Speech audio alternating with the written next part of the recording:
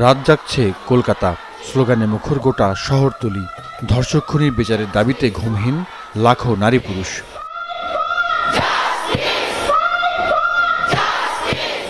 ৯ August কলকাতার আরজিকর হাসপাতালের seminar কক্ষে নারী চিকিৎসকের রক্তাক্ত মরদেহ মিলেছিল।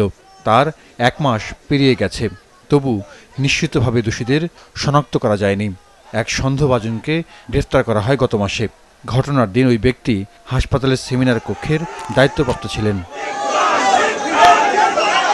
আরজিকর কাণ্ডের ১ মাস পূর্তিতে গতকাল দুপুর থেকে দিকে দিকে জমায়েত হতে থাকে মানুষ। বিচারের দাবিতে মিছিল, অবস্থান কর্মসূচি, বিক্ষোভে উত্তাল হয় রাজপথ।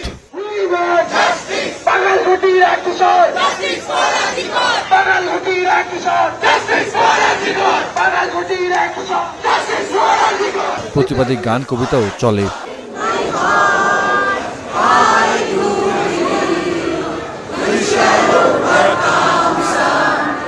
সন্ধ্যা গড়িয়ে মধ্যরাত, এমনকি কোথাও কোথাও ভোর পর্যন্ত কর্মসূচি চলেছে।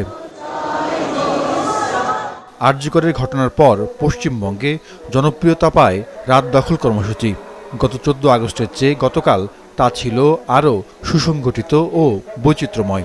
দীর্ঘ ১৫ কিলোমিটার রাস্তা জুড়ে মানববন্ধন এবার সাড়া জাগিয়েছে।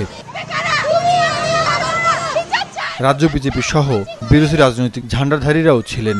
তবে যাদবপুর থেকে শ্যামবাজার, সিথি থেকে সোদপুর, সাধারণের কণ্ঠই ছিল উঁচুতে। हम सभी को लगता है कि इतनी दिन हो गया है ये जो घटना घटा है आरजीकर में, तो इसका अभी तक सरकार ने कोई भी आंसर नहीं दिया है। हम लोगों को कोई भी जस्टिस नहीं मिल पा रहा।